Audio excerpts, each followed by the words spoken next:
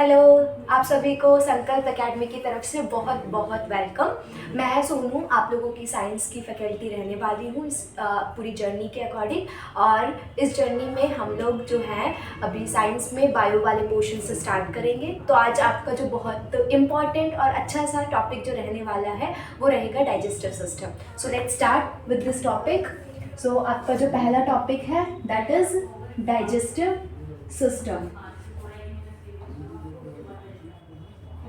हिंदी में इसको कहा जाता है पाचन तंत्र।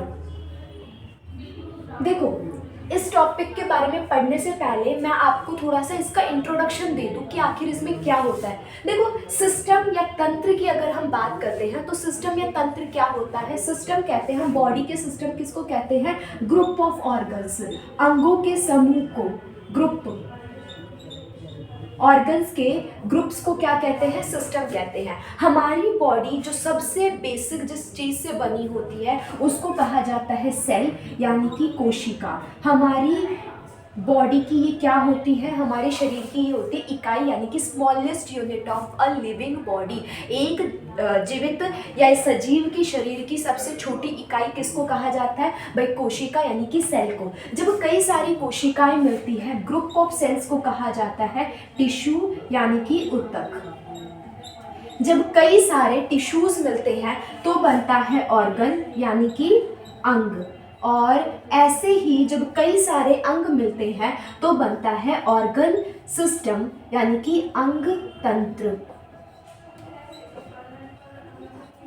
और कई सारे अंग तंत्रों से मिलकर बनता है एक शरीर, यानी कि एक बॉडी।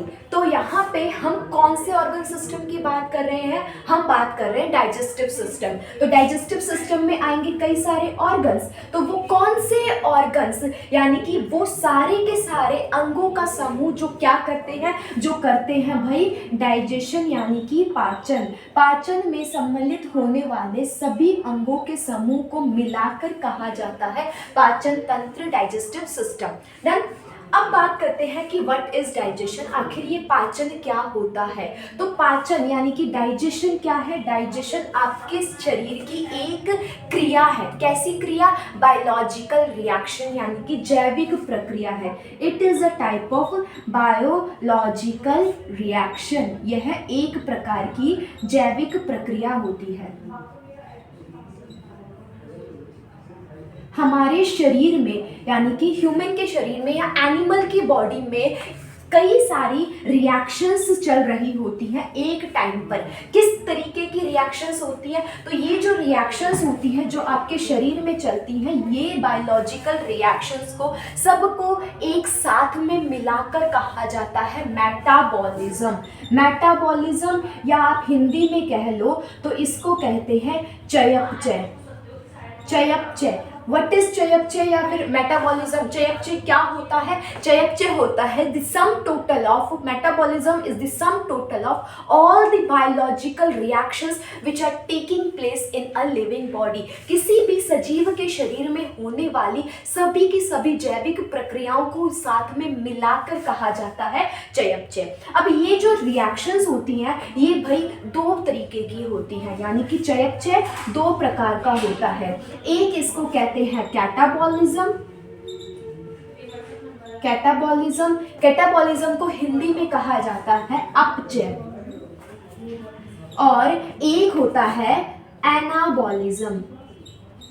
एनाबॉलिज्म, एनाबॉलिज्म को हिंदी में कहते हैं उपचय। अब ये अपचय और उपचय क्या होता है? कैटाबॉलिज्म और एनाबॉलिज्म क्या होता है? तो कैटाबॉलिज्म होता है जिसमें एक बड़ी चीज किसी छोटी छोटी चीजों में टूटती है।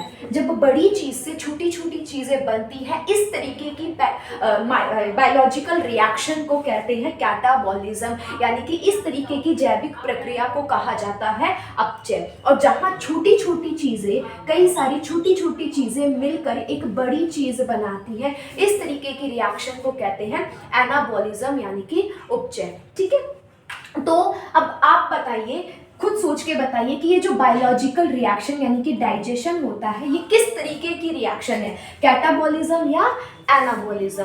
तो जो डाइजेशन होता है it is a type of catabolic reaction. यह एक तरीके की अपचय प्रक्रिया है।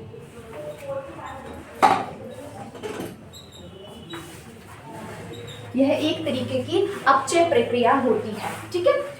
अब बात करें कि ऐसी रिएक्शन को देखो, कई सारी रिएक्शंस जो होती है, जैसे हम केमिस्ट्री में रिएक्शंस करते हैं तो कुछ रिएक्शन, कुछ प्रक्रियाएं तो डायरेक्ट हो जाती है, अपने आप से हो जाती है, एक चीज को दूसरी चीज में मिलाया और तुरंत से रिएक्ट कर गया। पर इस कुछ रिएक्शंस ऐसी होती हैं जो होने में कुछ घंटे और कुछ दिन भी लग जाते हैं। ऐसे ही आपका डाइजेशन होता है। ये डाइजेशन कैसी रिएक्शन है भाई? कैटाबॉलिक रिएक्शन, जिसमें फूड के यानी कि लार्ज मॉलिक्यूल या फिर आप कह सकते हो कॉम्प्लेक्स फूड, जटिल भोजन जो होता है, कॉम्प्लेक्स फूड जो होता है वो छोटे छोटे अणुओं में टूटता है, छोटे छोटे मॉलिक्यूल्स में, यानी कि सिंपल फूड में उसका ब्रेक डाउन होता है। यानी कि digestion is a type of catabolic reaction in which complex food breaks down into simple food. Simple food यानी कि यह एक ऐसी जैविक प्रक्रिया है, कौन सी वाली? अपचय प्रक्रिया है, जिसमें क्या बड़ी चीज छोटों में टूट रही है, तो वो है आपका जटिल भोजन।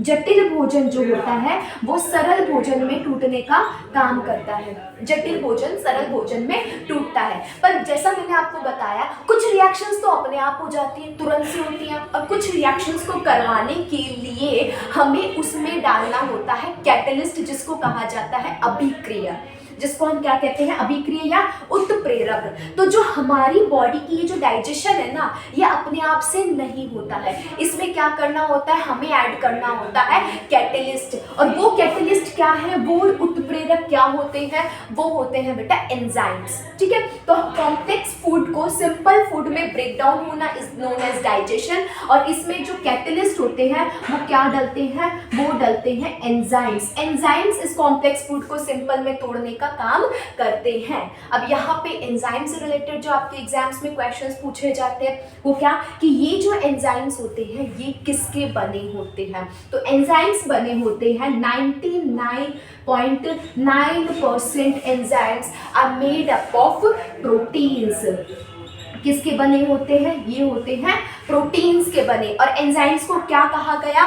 जैसे कि कैटलिस्ट होता है, उत्प्रेरक होता है केमिस्ट्री की रिएक्शन में, तो ये एंजाइम्स किसका काम कर रहे हैं? एक कैटलिस्ट का। पर कैसी रिएक्शन में? तो ये कर रहे हैं बायोलॉजिकल, क्योंकि बायोलॉजिकल रिएक्शन मतलब ऐसे रिएक्शन जो किसी लिविंग की बॉडी में हो रही होती है, जैविक प्रक्रिया। तो ये जैविक प्रक्रिया में कैटलिस्ट का काम कर रहे हैं, इसीलिए इनको कहा जाता है biocatalyst. Biocatalyst of human body, मानव शरीर के जैव उत्प्रेरक। किसको कहते हैं? एंजाइम्स को। ये आपके एग्जाम के लिए बहुत ही इंपॉर्टेंट क्वेश्चन है कि बायोकैटलिस्ट ऑफ ह्यूमन बॉडी किसे कहा जाता है? जैव उत्प्रेरक इनको कहते हैं।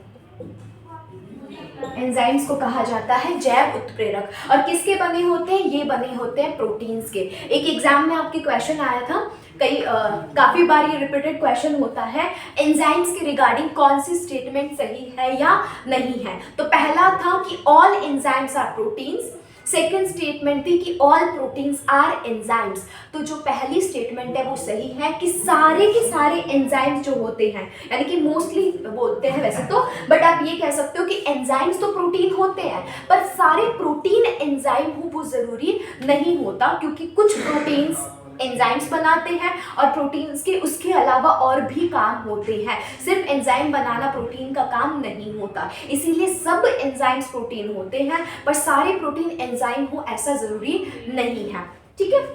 तो ये हमने पढ़ लिया इस चीज का, किसका? डाइजेशन का इंट्रोडक्शन। की डाइजेशन क्या है? It is a biological reaction.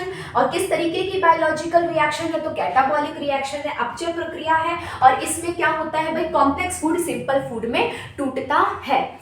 ये सारी बातें हमने अब तक कर ली। तो यहाँ मैं बात कर रही हूँ कॉम्प्लेक्स फूड सिंपल में टूटता है, तो यहाँ आखिर ये कॉम्प्लेक्स फूड क्या होता है? हम कैसे फूड को कॉम्प्लेक्स कहते हैं और कैसे फूड को सिंपल कहते हैं, उसके बारे में बात करते हैं। तो कॉम्प्लेक्स फूड की अगर हम बात करें, यानी कि जटिल भोजन क्या होता है, तो जटिल भोजन में आपके तीन हम यहाँ पे बात करते हैं। तीन जो मेन फूड के आपके कॉम्पोनेंट्स होते हैं, पार्टिकल्स होते हैं, जिनका डाइजेशन होता है। तो सबसे पहला क्या न्यूट्रिएंट होता है फूड में? वो होता है भाई आपका कार्बोहाइड्रेट।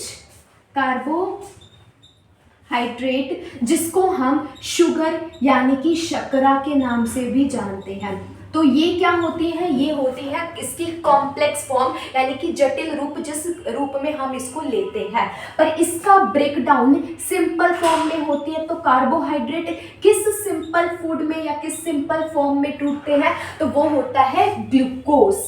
वो होता है, जरूरी नहीं होता ग्लूकोज है, मुझे पता आप लोगों के माइंड में कईयों के क्वेश्चन कुछ और आ रहे होंगे कि जरूरी थोड़ा ना ग्लूकोज में ही टूटे। उसका रीजंस भी मैं आपको दूंगी, क्लियर करूंगी सारे पॉइंट्स। पर कहाँ कार्बोहाइड्रेट किस में टूटता है, ग्लूकोज में। या आप ये कह सकते हो कि जब हम खा रहे हैं, जब हम कंज्यूम करते हैं, तो हम कई सारे ग्लूकोज के मिले हुए कार्बोहाइड्रेट को ले रहे हैं, जो हमारे डाइजेस्टिव सिस्टम में जाके लास्ट में एक एक ग्लूकोज में टूट जाता है, और उस ग्लूकोज को, वो ग्लूकोज फिर जाके आपके ब्लड में मिक्स होता है। ठीक है। सेकेंड चीज जो हम खाने में खाते हैं, वो खाते हैं भाई प्रोटीन्स। तो जो प्रोटीन्स होते हैं वो किस में टूटते हैं, तो वो टूटते हैं आपके अमीनो एसिड्स में। हिंदी में इनको कहा जाता है अमीनो अम्ल। या आप ये कह सकते हो कि प्रोटीन जो होता है वो कई सारे अमीनो एसिड से मिलके बना होता है, और लास्ट में वो उसी में ब्रेक डाउन हो जाता है। तो हम खाते क्या है, हम खाते हैं प्रोटीन्स। डाइजेस्टिव सिस्टम में उसको तोड़ना होता है हमें अमीनो एसिड में। और तीसरे नंबर पे जो हम लेते हैं, वो लेते हैं फैट्स, जिसको हम लिपिड्स यानी कि वसा के नाम से भी जानते हैं। वसा किस में आपका टूट जाता है, तो ये टूटता है भाई फैटी एसिड प्लस ग्लाइसरॉल में। तो ये चीजें हमें पढ़नी है यहाँ पे कि कब कार्बोहाइड्रेट ग्लूकोज में टूटता है डाइजेस्टिव सिस्टम के कौन से हिस्से में, कब प्रोटीन अमीनो एसिड में, कब आपका जो वसा होती है, फैट्स होते हैं, वो फैटी एसिड और ग्लिसरॉल में। और इनको तोड़ेंगे कौन, इनको तोड़ते हैं भाई, यहाँ पे क्या होते हैं, यहाँ क्या यूज किए जाते हैं, वो किए जाते हैं एंजाइम्स। तो कौन सा एंजाइम कार्बोहाइड्रेट को तोड़ेगा, कौन सा प्रोटीन को और कौन सा फैट को, यही सारी चीजें हमें इस डाइजेस्टिव सिस्टम में हमारे पढ़नी है। तो चलो स्टार्ट करते हैं फिर डाइजेस्टिव सिस्टम का। ये तो था हमारा पूरा इंट्रोडक्शन। अब हम बेसिक से स्टार्ट करते हैं इसके।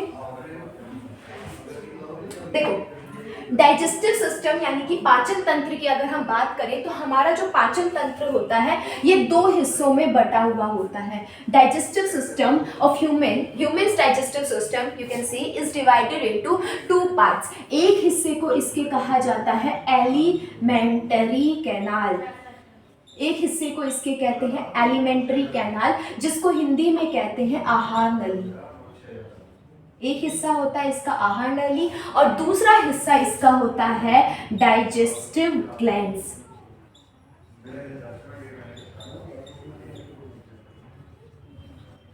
पाचन ग्रंथियां। अब देखो क्या मैं बोल रही हूँ, इस पॉइंट को बहुत अच्छे से ध्यान रखना। आप लोगों ने बचपन में सुना होगा कि लिवर बाइल जूस बनाता है, यकृत आपके पित्तरस का निर्माण करता है, जो डाइजेशन में यानी कि पाचन में मदद करते हैं। पैंक्रियास अग्नाशय पैंक्रियाटिक जूस यानी कि अग्नाशय रस बनाता है, जो कि डाइजेशन में मदद करते हैं। पर क्या आपका खाना रास्ते से गुजर के लीवर में जाता है या पैंक्रियाज में जाता है? नहीं जाता।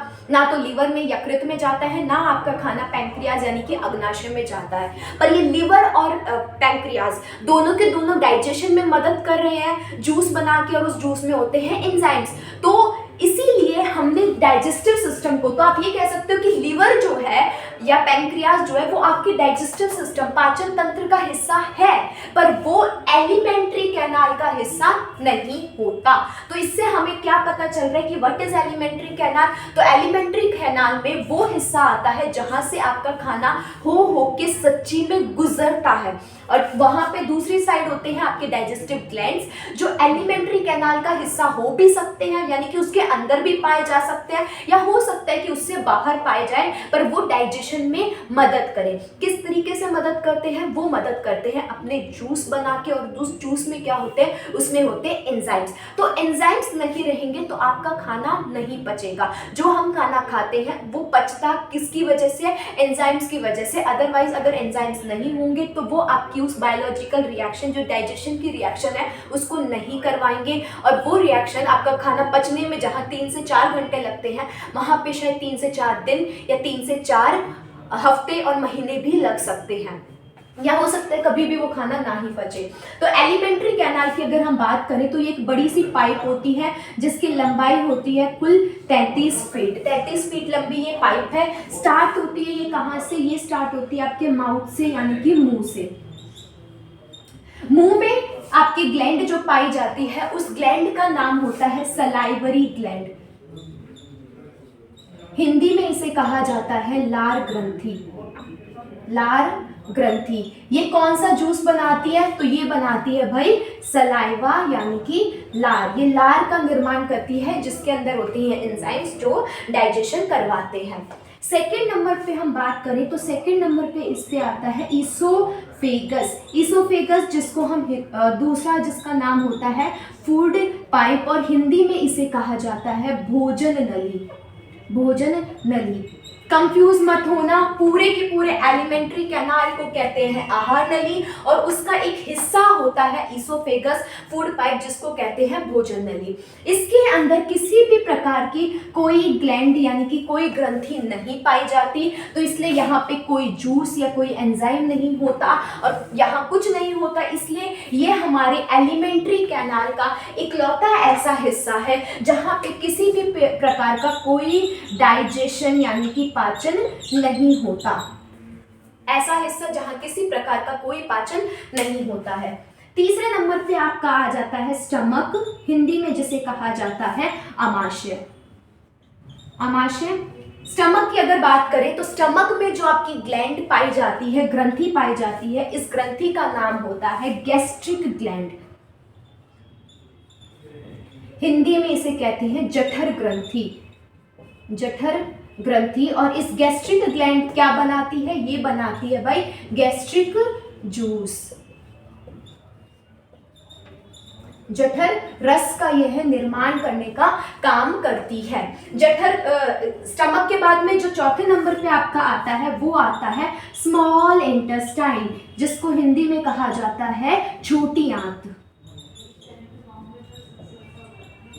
छोटी आंत। स्मॉल इंटेस्टाइन की खुद के अंदर तो कोई ग्लैंड नहीं होती है, पर जो दो ग्रंथियां हमने देखी है, देखो मैं थोड़ा सा डायग्राम के थ्रू आपको बताती हूँ। इस तरीके से ये होता है आपका स्टमक, पेट, पेट के बाद ये होती है भाई छोटी आंत। स्मॉल इंटेस्टाइन इस तरीके से आपकी रहती है। तो स्मॉल इंटेस्टाइन में इस वाले हिस्से में इधर होता है आपका पैंक्रियास, अग्नाशय, और इस जगह पे रहती है लिवर। तो लिवर का जो भी जूस होता है यकृत का वो, और पैंक्रियास का जूस वो स्मॉल इंटेस्टाइन में ही आता है, यहीं पे अपनी एंजाइम्स छोड़ता है। तो हम ये जो दो ग्लैंड्स हैं इनको स्मॉल इंटेस्टाइन छोटी आंत में पढ़ेंगे। एक कौन सी ग्लैंड? एक तो है भाई आपकी लिवर यानी कि यकृत, और दूसरी जो ग्लैंड है वो होती है पैंक्रियास, अग्नाशय। लिवर कौन सा जूस बनाती है? लिवर बनाती है बाइल जूस, जिसको हिंदी में क्या कहा जाता है? पित्त रस। लिवर बनाती है आपका पित्त रस, और पैंक्रियास बनाता है अग्नाशय रस, जिसको कहते हैं पैंक्रियाटिक जूस।